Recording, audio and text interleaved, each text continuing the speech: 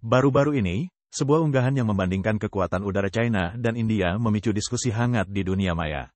Postingan tersebut mengklaim bahwa setelah bentrokan di Lembah Galwan pada tahun 2020, ketegangan militer meningkat, sehingga membuat China secara signifikan meningkatkan kekuatan udaranya di wilayah tersebut.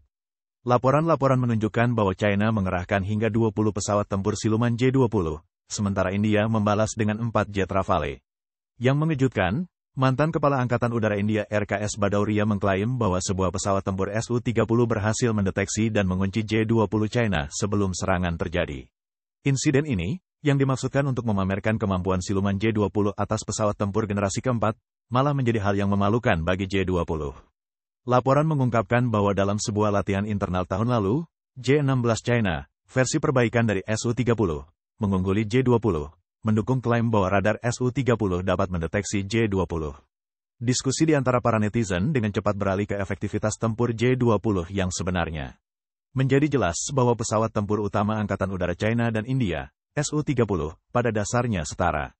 J-20 dipandang lebih rendah tidak hanya dari F-22 dan F-35 tetapi juga dari Rafale, Typhoon, dan bahkan F-15 dan F-16. Skeptisisme tentang kemampuan J-20 ini menimbulkan pertanyaan tentang mengapa AS tidak menjual F-35 ke Taiwan, menunjukkan bahwa J-20 bukanlah ancaman yang signifikan. Klaim bahwa radar Su-30 MKI India mendeteksi J-20 juga mengindikasikan bahwa J-20 tidak memiliki kemampuan siluman dalam semua aspek, terutama setelah menambahkan kanat, yang dilaporkan menurunkan kinerja silumannya.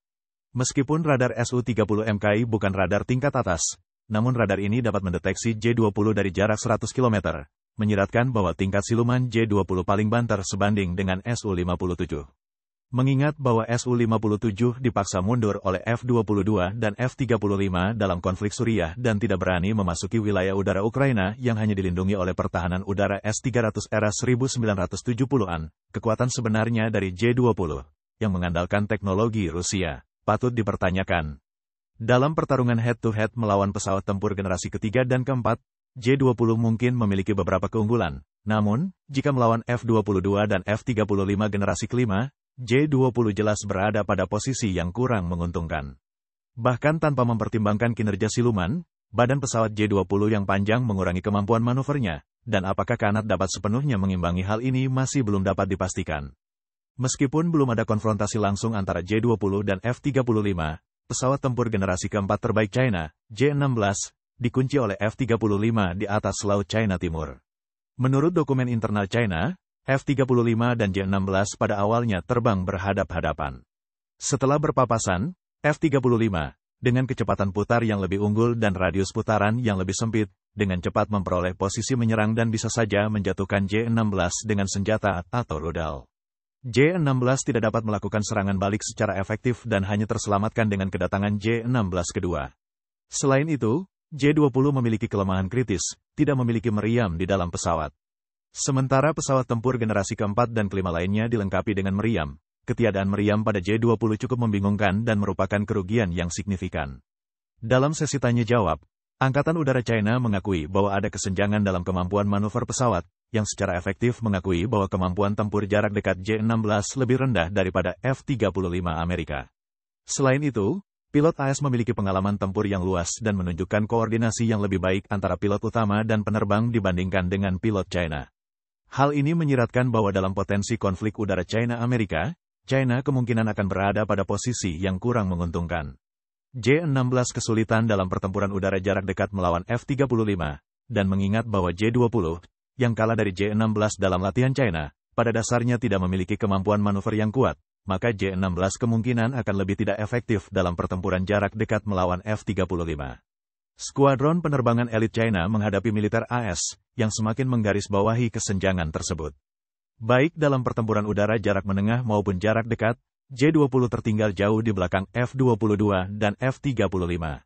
Para pejabat militer AS sebelumnya telah menyatakan bahwa kemampuan J-20 kurang lebih setara dengan kemampuan F-117.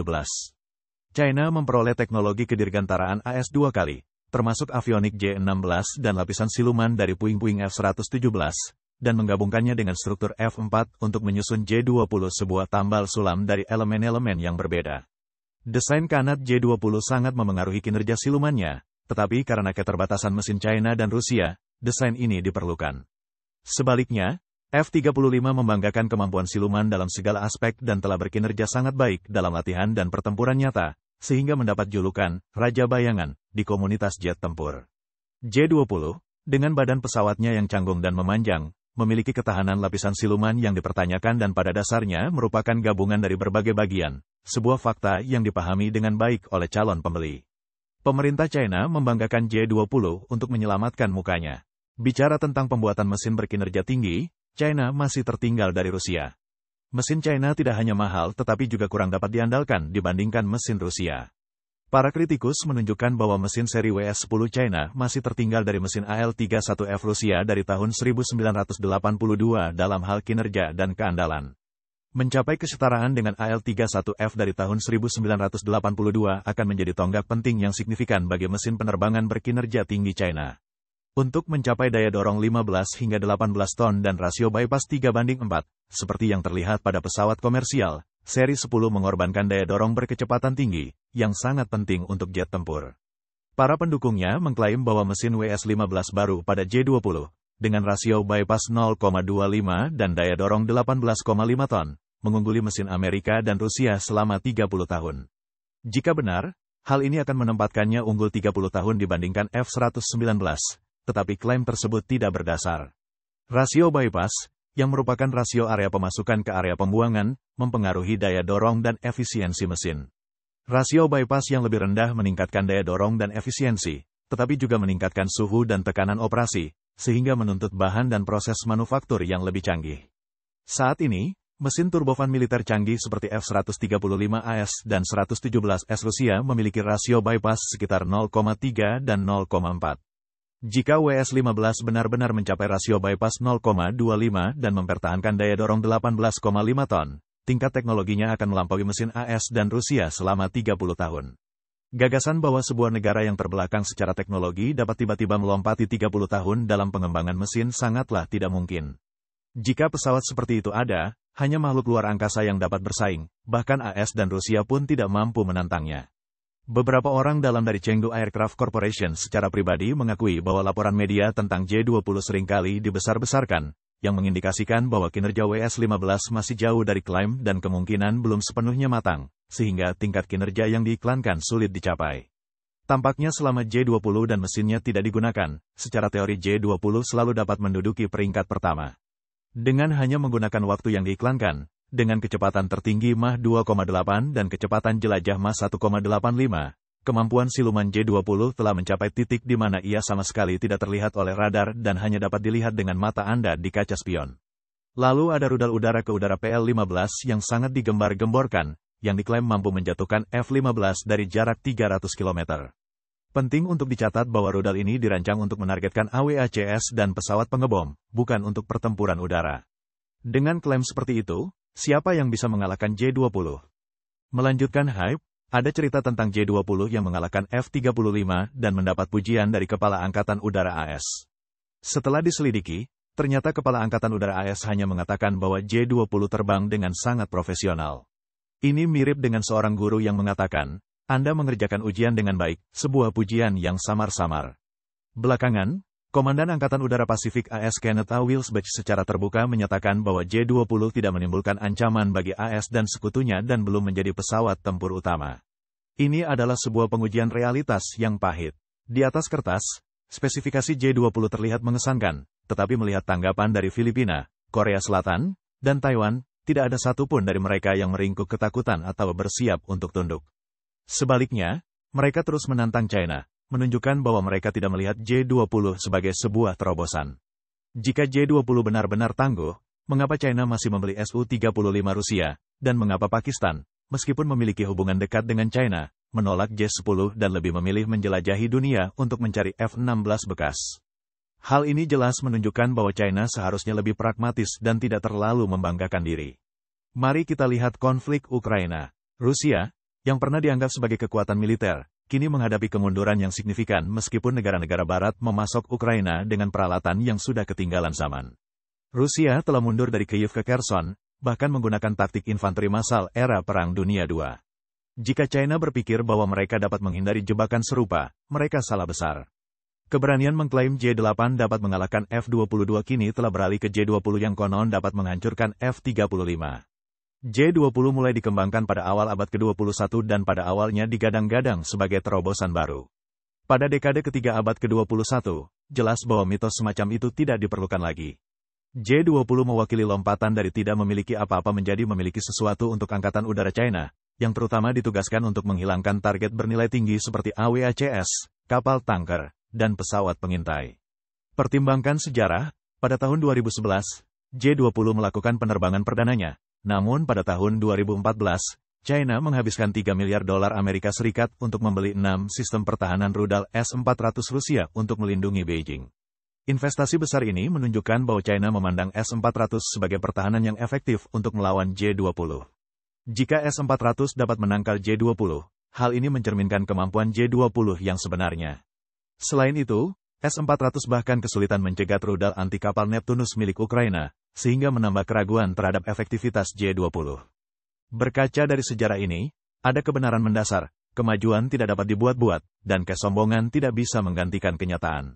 Jika J-20 setangguh yang diklaim, China akan mengerahkannya alih-alih Su-35 selama kunjungan Ketua DPR AS Nancy Pelosi ke Taiwan pada tahun 2022.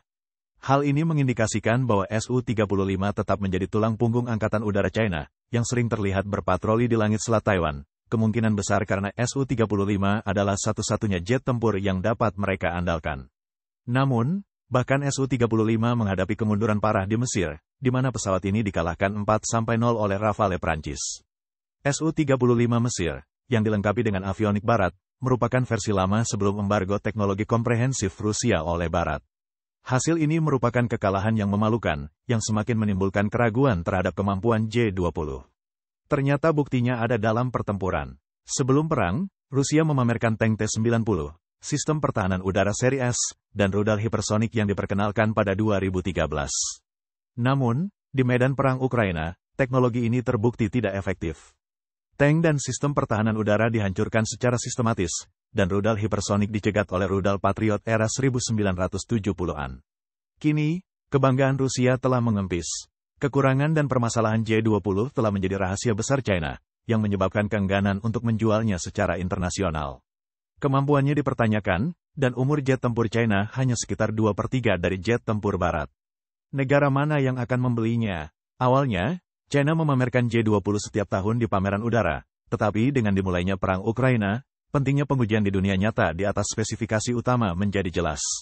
Senjata yang dipromosikan dengan gencar oleh Rusia gagal dalam pertempuran yang sebenarnya, dan J-20 melewatkan pertunjukan udara 2022 untuk menghindari rasa malu, dengan Su-35 menggantikannya. Pada tahun 2023, pencipta J-20, Jiang Zigang, secara tak terduga ditahan oleh Badan Anti Korupsi China, mengungkap korupsi yang melibatkan miliaran dolar. Hal ini menimbulkan pertanyaan tentang dampak korupsi tersebut terhadap pengembangan J-20.